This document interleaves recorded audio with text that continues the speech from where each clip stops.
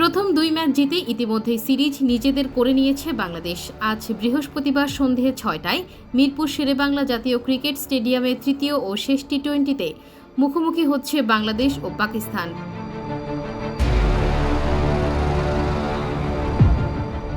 এই ম্যাচ জিতলে পাকিস্তানকে ইতিহাসে প্রথমবারের মতো হোয়াইট ওয়াশ করার সুযোগ পাচ্ছে লিটন দাসের নেতৃত্বাধীন টাইগাররা। সিরিজের প্রথম ম্যাচে বাংলাদেশ জয় পেয়েছিল 7 উইকেটে, দ্বিতীয় ম্যাচে জয় এসেছে 8 রানের ব্যবধানে।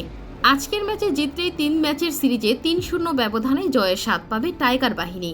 এর আগে কখনোই একাধিক ম্যাচে টি-20 সিরিজে পাকিস্তানের বিপক্ষে জিততে পারেনি বাংলাদেশ।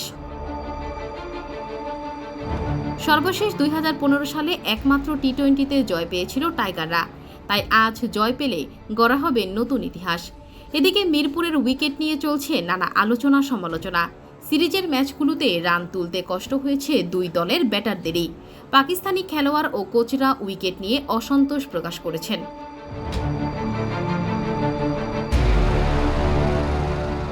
কোচ মাইক হেসন প্রশ্ন তুলেছেন, বিশ্বকাপের প্রস্তুতি হিসেবে এমন ধীরগতির উইকেট কতটা কার্যকর।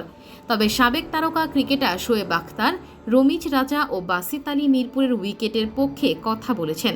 তারা বলেছেন, আন্তর্জাতিক ক্রিকেটে উইকেট যেমনই হোক সেটির সঙ্গে মানিয়ে নিতে হবে।